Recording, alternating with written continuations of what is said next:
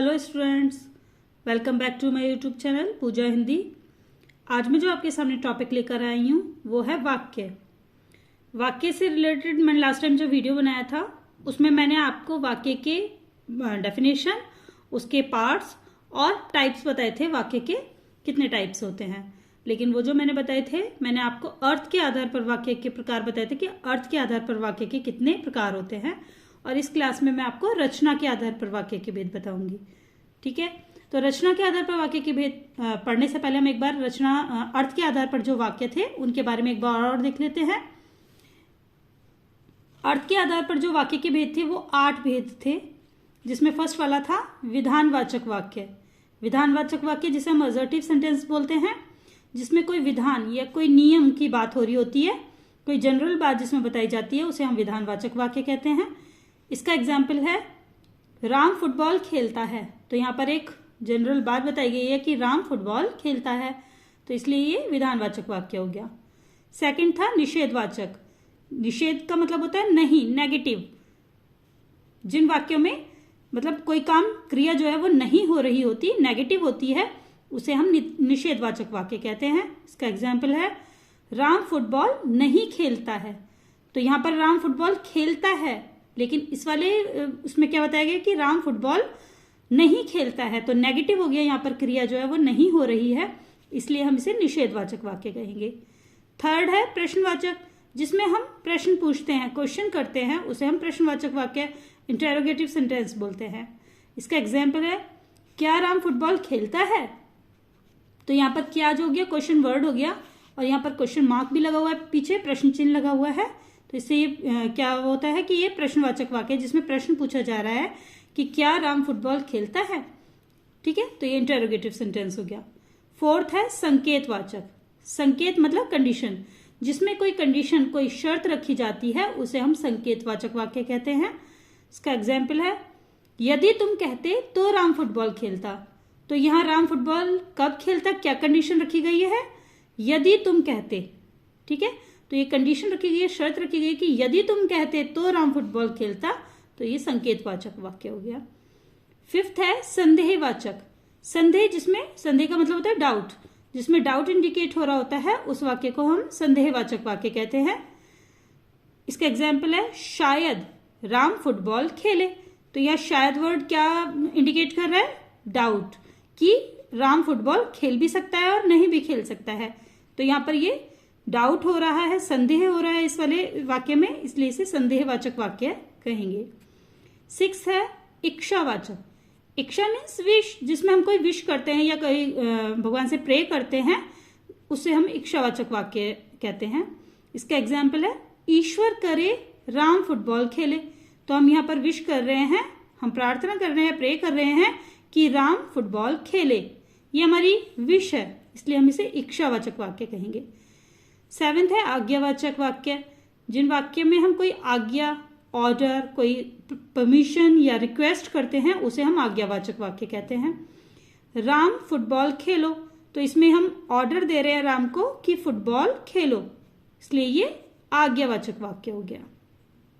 Eighth है विस्मय आदिवाचक।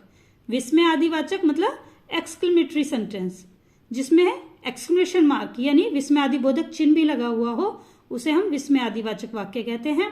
इसमें कोई सरप्राइज वाली बात या घृणा, नफरत की बात जो हो रही होती है, उसे हम विस्मय आदिवाचक वाक्य में रखते हैं। इसका एग्जाम्पल है अरे राम ने फुटबॉल खेली। तो यहाँ पर अरे यानी कि कोई सरप्राइज वाली बात हो रही है कि राम ने फुटबॉल खेली, इसलिए इसे विस्मय आदिवाचक वाक्य कहेंगे। ठीक है, तो ये तो अर्थ के आधार पर वाक्य के 8 प्रकार थे, 8 टाइप्स के। अब हम आते हैं रचना के आधार पर वाक्य के भेद। रचना के आधार पर भी वाक्य के 3 प्रकार के होते हैं, 3 टाइप्स के होते हैं रचना के आधार पर जो होते हैं। उसमें फर्स्ट वाला होता है सरल वाक्य, जिसे हम इंग्लिश में सिंपल सेंटेंस बोलते हैं। ठीक है, सरल मतलब सिंपल और वाक्य मतलब सेंटेंस। जिन वाक्यों में केवल एक उद्देश्य तथा एक विधेय हो, उसे सरल वाक्य कहते हैं। उद्देश्य और विधेय मैंने आपको लास्ट क्लास में भी एक्सप्लेन कर दिया था कि उद्देश्य होता है सब्जेक्ट, जिसके बारे में बात की जाती है, और विधेय होता है प्रेडिकेट। उद्देश्य के बारे में, सब्जेक्ट के बारे में जो भी बात की जाती है उसे हम विधेय यानी प्रेडिकेट बोलते हैं। तो जिसमें एक ही उद्देश्य, एक ही सब्जेक्ट हो और एक ही प्रेडिकेट हो, उसे हम सरल वाक्य कहते हैं। इसका एग्जाम्पल है, मैं आज खेलने जाऊंगा। तो यहाँ मैं उद्देश्य हो गया यानी सब्जेक्ट हो गया जिसके बारे में बात की जा रही है, और आज खेलने जाऊंगा वो विधेय हो गया यानी प्रेडिकेट हो गया। तो ये सरल वाक्य का एग्जाम्पल है। सेकंड है संयुक्त वाक्य, जिसे हम कंपाउंड सेंटेंस बोलते हैं। तो कंपाउंड मतलब यहाँ पर जिन वाक्यों में दो या दो से अधिक स्वतंत्र उपवाक्य हों। जो उपवाक्य हैं वो दो भी हो सकते हैं और दो से अधिक भी हो सकते हैं, लेकिन कैसे होने चाहिए वो स्वतंत्र। स्वतंत्र वर्ड इंपॉर्टेंट है यहाँ पर कि दोनों उपवाक्य कैसे होने चाहिए, स्वतंत्र होने चाहिए। मीन्स कोई भी उपवाक्य दूसरे उपवाक्य के ऊपर डिपेंडेंट नहीं होना चाहिए, और उनको और, किंतु, परंतु, तथा या आदि समुच्चय बोधक अव्यय। समुच्चय बोधक अव्यय क्या होते हैं, कंजंक्शन। कंजंक्शन के द्वारा उनको दोनों उपवाक्यों को कनेक्ट किया हो, वो संयुक्त वाक्य कहलाते हैं। इसका एग्जाम्पल है, राम यहाँ रहता है और श्याम कानपुर में रहता है। तो राम यहाँ रहता है ये एक उपवाक्य है, लेकिन ये स्वतंत्र है।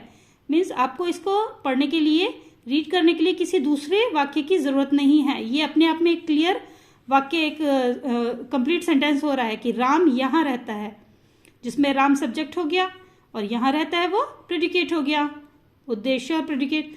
तो ये एक सिंपल सेंटेंस हो गया ना आपका, राम यहाँ रहता है, तो ये एक उपवाक्य कहलाएगा। श्याम कानपुर में रहता है, ये भी एक उपवाक्य है। इसमें श्याम सब्जेक्ट हो गया जिसके बारे में बात की जा रही है, और कानपुर में रहता है वो प्रेडिकेट विधेय हो गया। तो ये अपने आप में ही एक पूर्ण वाक्य है, और ये किसी दूसरे उपवाक्य के ऊपर डिपेंडेंट नहीं है, लेकिन दोनों उपवाक्य स्वतंत्र है और इनको, दोनों उपवाक्यों को और के द्वारा कनेक्ट किया गया है, और यहाँ समुच्चय बोधक अव्यय है यानी कंजंक्शन है, उनके द्वारा इन दोनों उपवाक्यों को कनेक्ट किया गया है। तो ये संयुक्त वाक्य कहलाएगा। राम यहाँ रहता है और श्याम कानपुर में रहता है। ठीक है। थर्ड है मिश्रित वाक्य, जिसे हम कॉम्प्लेक्स सेंटेंस बोलते हैं। कॉम्प्लेक्स सेंटेंस में एक्चुअली क्या होता है, इसमें तो स्वतंत्र उपवाक्य था, जो उपवाक्य थे वो स्वतंत्र थे, कोई किसी के ऊपर डिपेंडेंट नहीं था।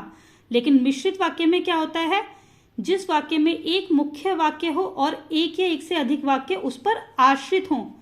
इसमें स्वतंत्र था लेकिन इसमें आश्रित होते हैं, मतलब जो एक तो मुख्य उपवाक्य होता है और जो दूसरा वाला उपवाक्य होता है वो मुख्य उपवाक्य के ऊपर डिपेंडेंट होता है, वो मिश्रित वाक्य कहलाते हैं। इसका एग्जाम्पल है, नेहा ने कहा कि वह और अधिक परिश्रम करेगी। तो यहाँ नेहा ने कहा, ये मुख्य उपवाक्य हो गया, कि समुच्चय बोधक अव्यय हो गया, कंजंक्शन हो गया, और वह और अधिक परिश्रम करेगी, वह और अधिक परिश्रम करेगी। अगर आप इसको अलग से रीड करते हैं तो आपको क्लियर नहीं होगा, वह और अधिक परिश्रम करेगी यानी किसके बारे में बात हो रही है, यहाँ पर वह कौन है। ठीक है, वो आपको कब पता लगेगा, जब आप फर्स्ट वाला रीड करेंगे। नेहा ने कहा, तो यानी नेहा के बारे में बात हो रही है कि वह और अधिक परिश्रम करेगी। तो ये आश्रित है, मतलब फर्स्ट वाले वाक्य के ऊपर ये डिपेंडेंट है, आश्रित है, इसलिए इसे आश्रित उपवाक्य कहेंगे। और जिसमें आश्रित उपवाक्य होता है उसे हम मिश्रित वाक्य में रखते हैं। तो संयुक्त वाक्य में तो जो उपवाक्य होते हैं वो स्वतंत्र होते हैं, कोई किसी के ऊपर डिपेंडेंट नहीं होता। लेकिन मिश्रित वाक्य में जो उपवाक्य होता है वो आश्रित होता है, मीन्स आपको डिपेंडेंट होता है फर्स्ट वाले वाक्य के ऊपर। वो आपको तब तक क्लियर नहीं होता जब तक कि आप फर्स्ट वाला वाक्य नहीं रीड करते हैं। तो इस तरीके से रचना के आधार पर भी वाक्य के 3 भेद हो गए, सरल वाक्य, संयुक्त वाक्य और मिश्रित वाक्य। ठीक है, तो आपको इससे रिलेटेड कोई भी डाउट है या कोई भी और चीज़ कुछ पूछना है इससे रिलेटेड, तो आप मुझसे कमेंट सेक्शन में जाके पूछ सकते हैं। और अगर आपको मेरी ये वीडियो अच्छी लगती है तो प्लीज़ इसे लाइक, शेयर एंड मेरे चैनल को सब्सक्राइब करें। Thank you.